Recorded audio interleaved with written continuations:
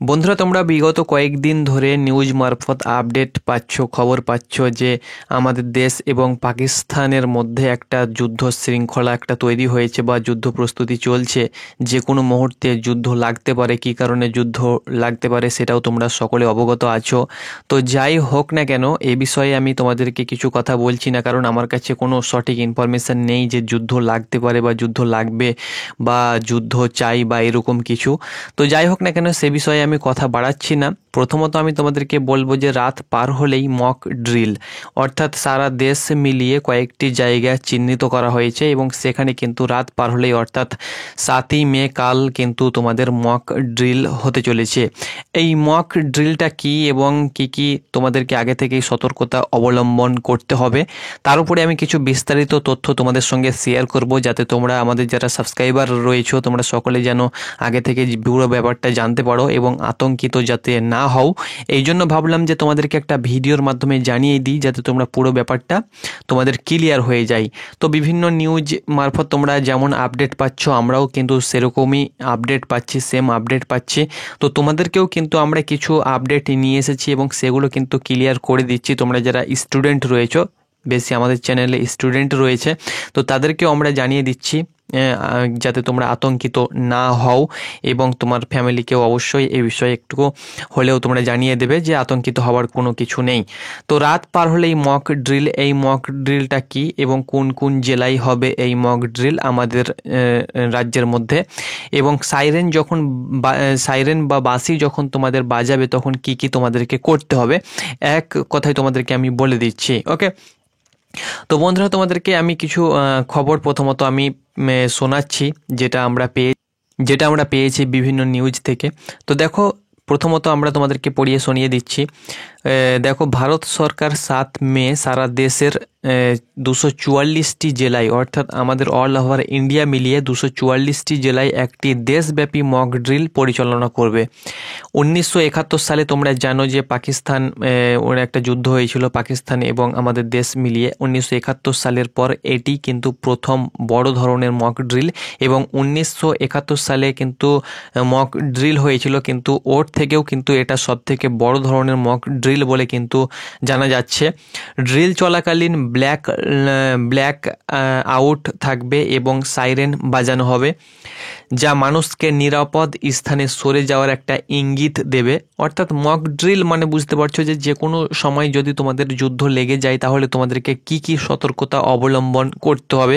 Suppose example ধরে নাও, যদি ঝড় যে কোনো সময় যদি তোমাদের ঘূর্ণিঝড় আসে, তার আগে তোমাদেরকে যে সতর্কতা অবলম্বন করতে হয়, সেরকম তোমাদের যদি যে কোনো সময় তোমাদের যুদ্ধ মোকাবিলা শুরু হয়ে যায় বা যুদ্ধ শুরু হয়ে যায়, ধরে নাও পাকিস্তান থেকে ফাইটার জেট যদি আমাদের পশ্চিমবঙ্গ থেকে ঘুরে পুরো দেশে ঘোরাঘুরি যদি হঠাৎ করে একটা ফাইটার জেট, তাহলে কি হবে কি মানুষ আতঙ্কিত সৃষ্টি হবে। তো তার জন্যই কিন্তু এই মক ড্রিলটা কিন্তু ভারত সরকারের তরফ থেকে কিন্তু তোমাদের ইঙ্গিত দেওয়া হয়েছে, বা এই মক ড্রিলটি কিন্তু অল ওভার ইন্ডিয়া মিলিয়ে কিন্তু 7 মে অর্থাৎ আগামীকাল কিন্তু এটা শুরু হতে চলেছে।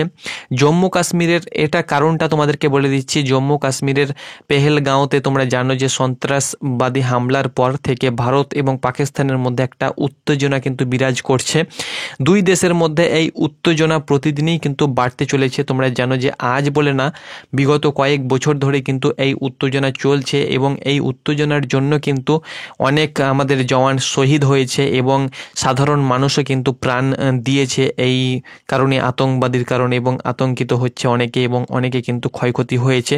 তো যাই হোক না কেন, এদিকে কিন্তু এর কারণেই কিন্তু ভারত সরকার স্পষ্ট করে দিয়েছে যে তারা অবশ্যই পেহেলগাঁওতে যে হামলা হয়েছে তার প্রতিশোধ কিন্তু নেবে।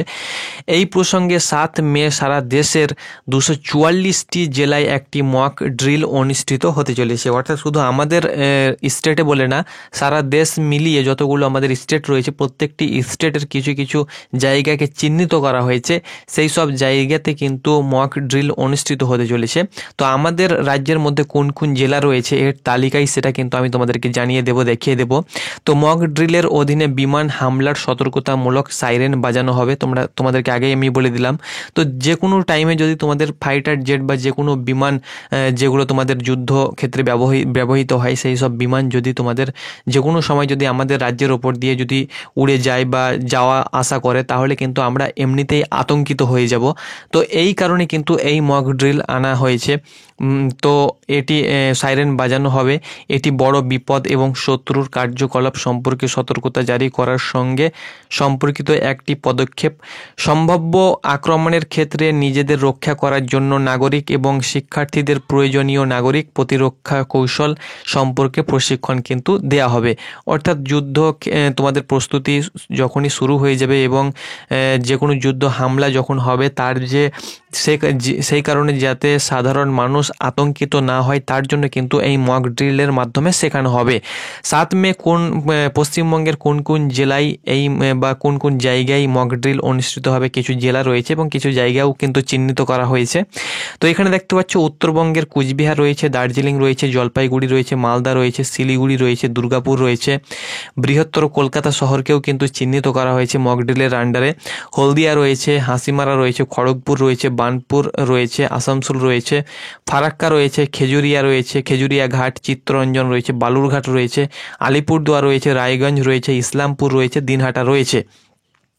সেই সঙ্গে সঙ্গে তাছাড়াও আরও কয়েকটি তালিকা কিন্তু রয়েছে এখানে দেখো। তাছাড়াও এই তালিকায় আছে তোমাদের মেখলিগঞ্জ রয়েছে, মাথাভাঙা রয়েছে, কালিম্পং রয়েছে, জলঢাকা রয়েছে, কার্শিয়াং রয়েছে, কোলাঘাট রয়েছে, বর্ধমান রয়েছে, বীরভূম জেলা রয়েছে, পূর্ব মেদিনীপুর, পশ্চিম মেদিনীপুর, হাওড়া, হুগলি এবং মুর্শিদাবাদ জেলাও কিন্তু রয়েছে এর মধ্যে।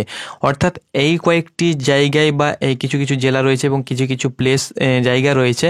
তো এই কয়েকটি জেলা এবং জায়গা মিলিয়ে আমাদের পশ্চিমবঙ্গে কিন্তু মক ড্রিল হবে। ওকে, তো আগে থেকে তোমাদেরকে জানিয়ে দিলাম আতঙ্কিত হওয়ার কোনো কারণ নেই। যুদ্ধ হোক বা না হোক তোমাদেরকে কিন্তু এই মক ড্রিলের মাধ্যমে জানানো হয়েছে। তো তোমরা অবশ্যই কমেন্ট বক্সে জানাও যে তোমরা যুদ্ধ চাও না শান্তি চাও না, তোমরা অবশ্যই কমেন্ট বক্সে জানাও। তো আমি তোমাদেরকে জানিয়ে দিচ্ছি মক ড্রিলে যখন তোমাদের সাইরেন বাজালে কি কি করবে, অর্থাৎ যখনই তোমাদের মক ড্রিলটা হবে কিভাবে হবে আমরাও কোনোদিন দেখিনি যে এই মক ড্রিলটা কী বা কীভাবে হয়। আমরা তো 71-এর পরে জন্ম নিয়েছি।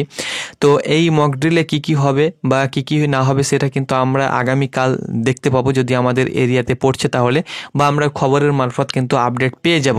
তো যেটি আমরা আপাতত আপডেট পাচ্ছি যে মক ড্রিলে যখন তোমাদের সাইরেন বা বাঁশি বাজানো হবে, তখন সাইরেন বাজানোর অর্থ হলো লোকজনকে অবিলম্বে নিরাপদ স্থানে চলে যেতে হবে। ওকে, বাঁশি যখনই তোমাদের বাজানো হবে, কিন্তু তা বলে মক ড্রিলের সময় আতঙ্কিত হওয়ার কোনো কারণ নেই। যখনই তোমাদের মক ড্রিলটা হবে বা সাইরেন যখনই বাজাবে, তখন কিন্তু ওর অর্থ হলো যে তোমাদেরকে লোকজনকে মানে সাধারণ জনগণকে কিন্তু একটা নিরাপদ স্থানে চলে যাওয়ার একটা ইঙ্গিত। ওকে, কিন্তু এ নয় যে আমরা একদম আতঙ্কিত হয়ে যাব, হার্ট ফেল করব, এরকম কোনো যেন আতঙ্কিত আমরা না হই। খোলা জায়গা থেকে দূরে কিন্তু থাকতে হবে, অর্থাৎ খোলা জায়গায় কিন্তু থাকা যাবে না। যখনই সাইরেন বাজানো হবে তখন খোলা জায়গায় কিন্তু থাকা যাবে না। নিজের ঘর বা নিরাপদ কোনো বাড়ির ভিতরে চলে যেতে হবে। অর্থাৎ যখনই সাইরেন বাজানো হবে, বাঁশি বাজানো হবে, তখন কিন্তু ঘরের বাইরে থাকা যাবে না। টিভি, রেডিও, সরকারি সতর্কতা বার্তার প্রতি মনোযোগ দিতে হবে। অর্থাৎ অবশ্যই আমরা আমাদের কাছে ফোন রয়েছে, আমরা অবশ্যই স্মার্টফোন দেখব এবং নিউজ অবশ্যই দেখব। গুজব এড়িয়ে চলতে হবে এবং প্রশাসনের নির্দেশাবলী অনুসারে কিন্তু তোমাদেরকে কাজ করতে হবে এবং অনুসরণ করতে হবে। তো এটাই তোমাদের মক ড্রিলের আসল রহস্য। এটা না যে আমাদের যুদ্ধ সৃষ্টি হয়ে গিয়েছে, এটাই কিন্তু হবে এবং এটার মাধ্যমে কিন্তু কিছু সরকারি প্রতিষ্ঠান যেগুলো রয়েছে, স্কুল, কলেজ, ইউনিভার্সিটি স্টুডেন্ট রয়েছে, তাদেরকেও কিন্তু সতর্কতা করা হবে। ওকে, তো আতঙ্কিত হবার কোনো কারণ নেই। সবাই অবশ্যই সাবধানে থাকবে এবং আতঙ্কিত হবে না, আতঙ্ক ছড়াবে না। এটি ছিল বন্ধুরা তোমাদেরকে একটি আপডেট আমি জানিয়ে দিলাম, যাতে তোমরা সকলে আগে থেকেই জানতে পারো পুরো ব্যাপারটা যে মক ড্রিল কী বা মক ড্রিলের মানেটা কী বা কী কী হবে না হবে আমি তোমাদেরকে জানিয়ে দিলাম। ধন্যবাদ।